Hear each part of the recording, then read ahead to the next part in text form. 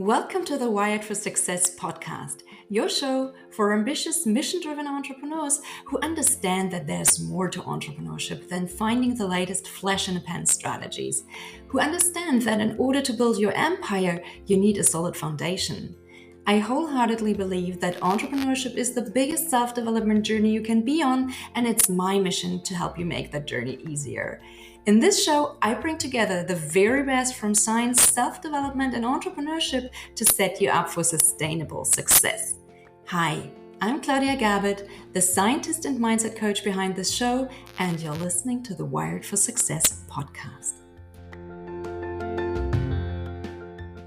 Hey there, and welcome back to a brand new episode of the Wired for Success podcast, where we talk about all things science, self-development, and entrepreneurship that get you to that next level of success in your life and business. Today, I bring you a very short and sweet episode on which I share a story about an apparent failure and a tough decision in my own life, and I give you the one question you need to ask yourself in order to make better decisions when the stakes are high. So if you find yourself in a situation where you feel like you're stuck between a rock and a hard place, this is the question you'll want to ask yourself. Enjoy this episode. Hey everyone, I hope you're all doing well. Today I just wanted to take a few minutes to talk about failures or apparent failures and about making tough decisions in your life, because I think we often underappreciate the importance of those apparent failures, and we tend to make poor decisions when the stakes are really, really high. It seems to me that we often learn more from our failures than we do from our successes, or at least that those apparent failures, they create the space in our lives that allow us to change direction in a way that we would never have dared if it wasn't for those apparent failures. But that's only true if we allow ourselves to take a close look at those challenging situations and learn from them and allow them to make us brave, so that we can embrace the uncertainty that comes with all new beginnings. And oftentimes it might take a few years or so for us to look back and realize how those failures were actually blessings in disguise that opened up new opportunities and made us stronger. For instance, one of the things that comes to my mind when I think about failures or apparent failures in my own life, it's that I never finished my PhD project. And it's something that I was quite embarrassed about in the beginning. After all, I had spent so much time and money and energy on it, and then I had nothing to show for it. And I'm not a quitter. I don't give up just because things get hard. In fact, I'm totally fine with doing hard things. And when I start something, I usually finish it. So when I commit to a project, I give it 100%. And of course, I had some very good reasons for not finishing that PhD project, like the fact that my scholarship had run out and I was basically paying to work instead of getting paid to work. Our research funding had run out too, so we didn't even have the money to do the last experiment. And oh yes, I had just given birth to my son, and I was pregnant again with our second child, and we had no family close by who could support us or help us in any way. So even though I had some very good reasons to call it quits, it was a very tough decision to make. And I guess what helped me make the final decision was that I just didn't see myself working in the lab 24/7 as a new mom anymore. That wasn't the lifestyle I wanted for my family. I felt that I was done with university, the old boys club politics, the scrambling for funding, and pretty much everything else that came with life as a scientist. So don't get me wrong, I still loved science and I still love science. I just didn't like the lifestyle of the poor scientists who has neither time nor money to do the things they wanted to do in life.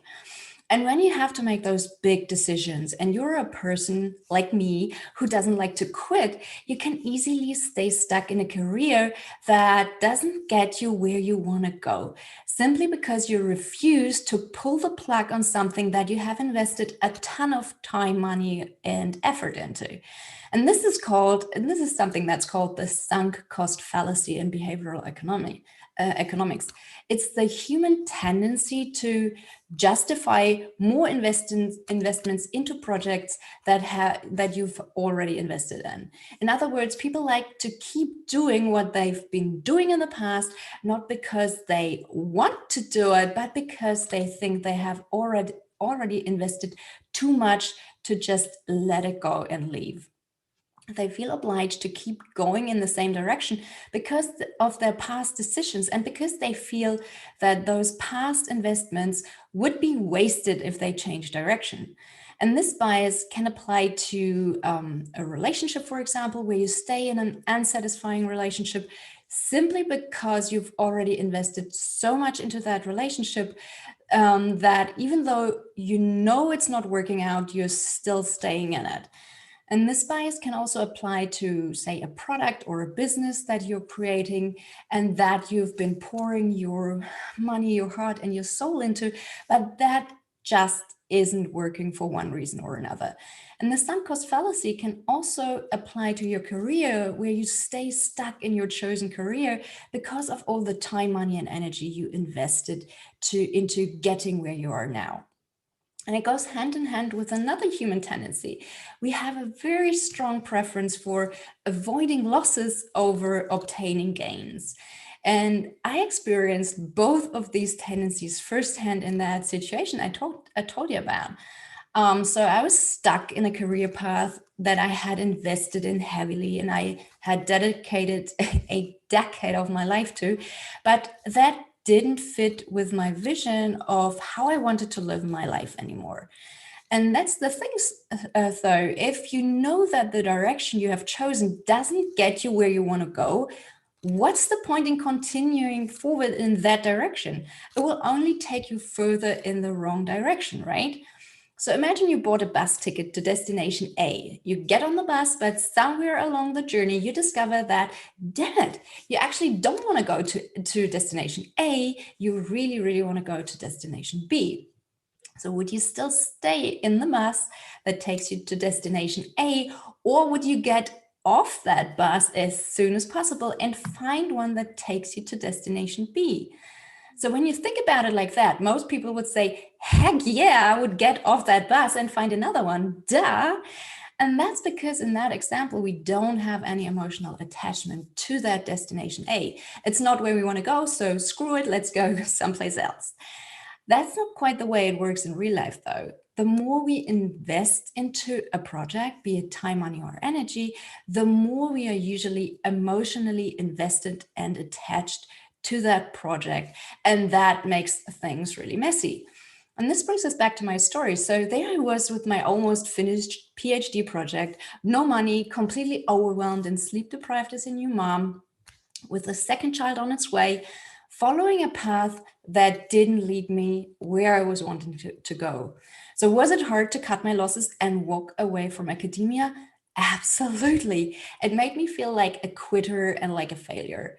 Furthermore, I had no backup plan. I didn't know what the future would have in store for me. I couldn't even picture myself doing something else because my whole identity hinged on being a scientist. And my family also thought it was stupid to give it all up. All those years at the university, so much time, so much money, so much energy, all wasted. What a shame. And I kind of thought along the same lines in the beginning. In hindsight, though, changing direction then and there was the best decision that I've ever made. What felt like a huge failure back then turned out to be the thing that allowed me to grow as a person and to find my own way. It allowed me to build a business I truly enjoy, and that allows me to work from home and from anywhere and whenever I want. Especially during times like these with the pandemic and homeschooling and everything, this flexibility has been invaluable. It gives me the freedom to adapt and to change my routines and my schedule and to make the time for all the things that are important right now. Had I still worked in a lab, I don't know how I would have managed to do all of that. Because in a lab, you have to follow the routine of your cell culture or your lab animals. You can't just not show up to feed the cells or animals because they will die. So I really appreciate the freedom of creating my own flexible schedule. This allows me to have the lifestyle I want to have for myself and for my family. I can make the time to be there for my kids when they need me, or to finish a side project that I'm passionate about, or to achieve my fitness goals. And I recently came across a quote that I really, really love. It says, sometimes life doesn't give you what you want, not because you don't deserve it, but because you deserve more. So when you face one of those difficult life-changing situations and decisions, and you feel stuck between a rock and a hard place, just picture your happy and healthy future self and ask yourself, is the trajectory I'm currently on taking me to that destination? If it is, keep going. But if it's not, give yourself permission to cut your losses and walk away. So I hope this will help you make better decisions that are fully aligned with where you want to go in life. Just let me know how you go with that. And I wish you all the best. Talk to you soon. Bye.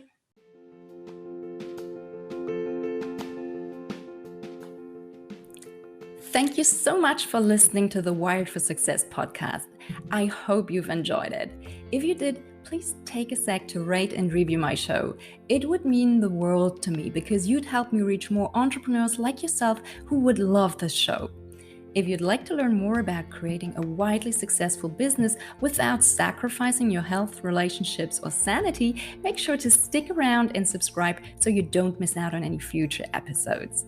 And why don't you help me spread the word and share this show with your friends? I'd really appreciate it, and I'm sure your friends will too.